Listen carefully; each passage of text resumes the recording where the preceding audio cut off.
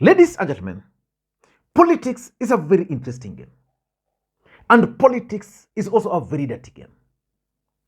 Two meetings took place today. And in my view, those two meetings are significant, politically speaking. The first meeting was between Raila Amolo Odinga and US Senator Chris Coons.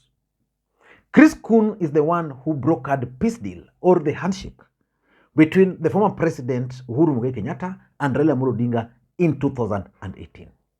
What is his mission this time around? That is probably something we'll need to look at into details in the next video. And when Raila Odinga and Chris Coons were meeting somewhere in Nairobi, in Uganda, William Ruto had actually sneaked for a meeting with Yoweri Museveni. And I'm asking myself one simple question. What is so special about Yoweri Museveni? Because just last week, Museveni held a meeting with Uhuru Kenyatta. As a matter of fact, Uhuru Kenyatta even met the brother. And that meeting between Museveni and Uhuru Kenyatta at that particular time actually sparked speculations in the Republic of Kenya. Now, this is what Museveni is posting after meeting with William Ruto. I thank His Excellency William Ruto for paying me a visit this evening at State House in Entebbe. We discussed bilateral and regional issues of mutual interest. Now, that is Museveni. Let us see what Ruto is posting. Ruto is saying, Kenya and Uganda have a firm partnership based on decades of East Africa brotherhood, strong cooperation, and consistent engagement. And I want you guys to mark the last part, which is consistent engagement. What are they engaging on? And is proceeding, held talks with President Yoweri Museveni at State House, Uganda, on matters of mutual interest, especially trade, infrastructure, which is rail, and regional security and agriculture. And William Ruto is sharing those photos with Museveni. But why do you think William Ruto met with Museveni just a few days after Uhuru Kenyatta had met with Yoweri Museveni?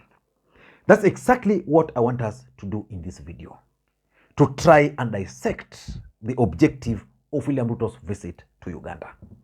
Before we do that, for those who are watching this channel for the first time, please take a second or two, click that subscribe button so that next time we produce a video like this, YouTube will automatically notify you. And to the subscribers, I want to continue thanking you guys for your continued support, because without that support, this channel cannot be where it is now. Without any further ado, ladies and gentlemen, let us dive in. And let me ask you this question.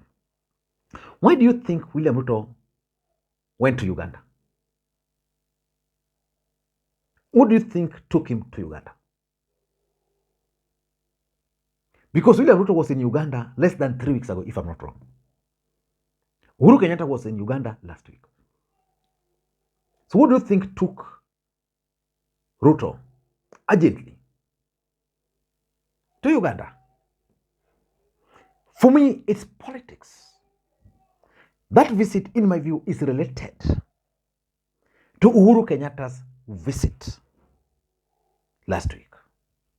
So the visit is actually intended to achieve the following objective. Number one, I tend to think that William Ruto is actually scared of Uhuru Kenyatta's latest moves. Because when Uhuru Kenyatta visited Uganda, Dennis Itumbi had actually shared his plans, travel plans. He was supposed to be in UK, but he found himself in Uganda. So Ruto is asking himself, wherever he is, what is Uhuru Kenyatta's motive? And William Ruto is actually justified to fear. Why am I saying so? If you look at Museveni, Museveni qualifies to be a dynasty. And you see, Uhuru went there and even met with the son. The son fondly refers to Uhuru Kenyatta as my big brother.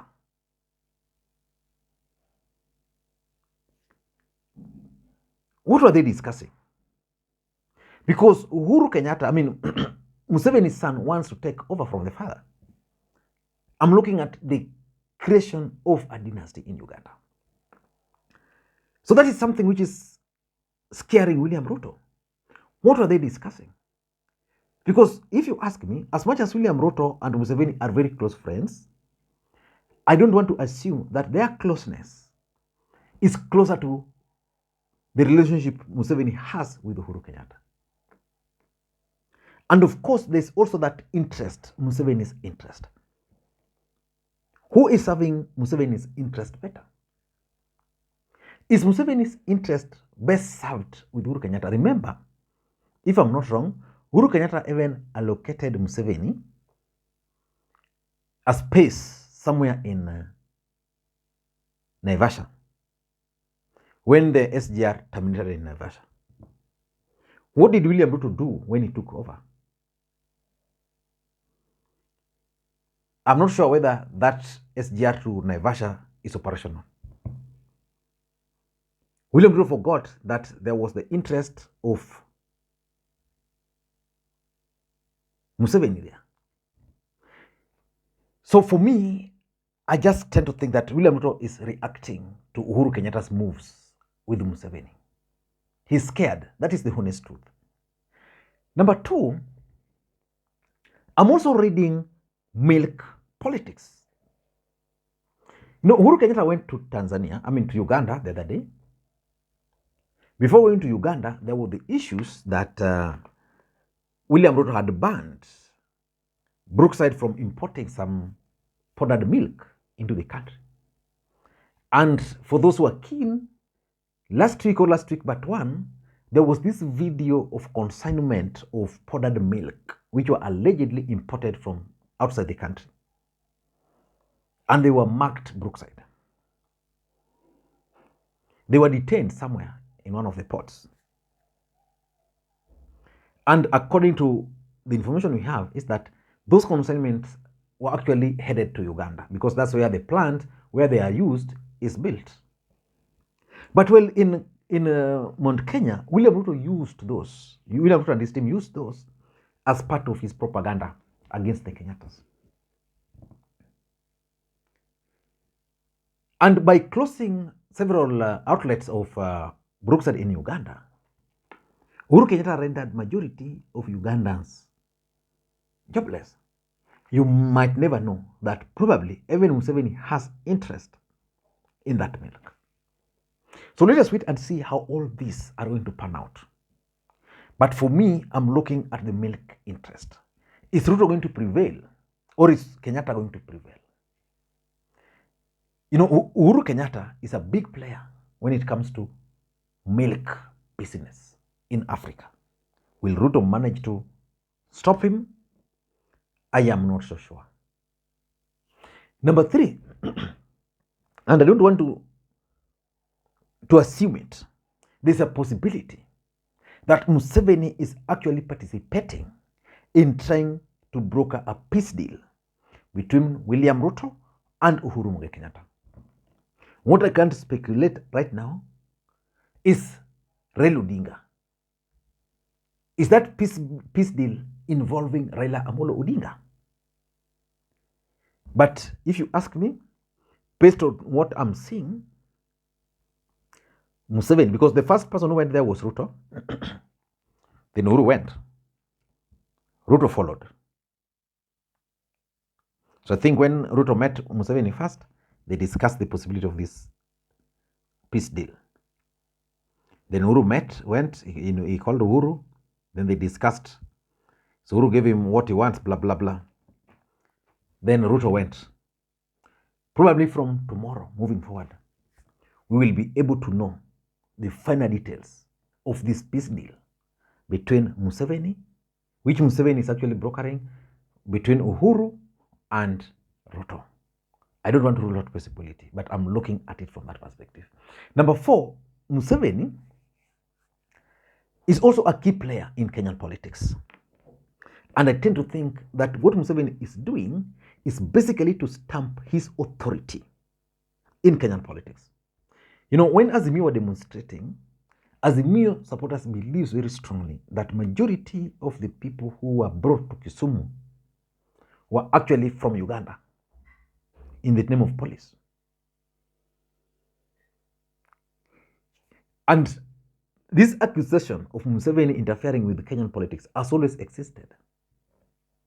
And the fact that a former president can go to him a week later, a sitting president, you never know whether Raila will be next, means that Museveni understands Ugandan's role in Kenyan politics.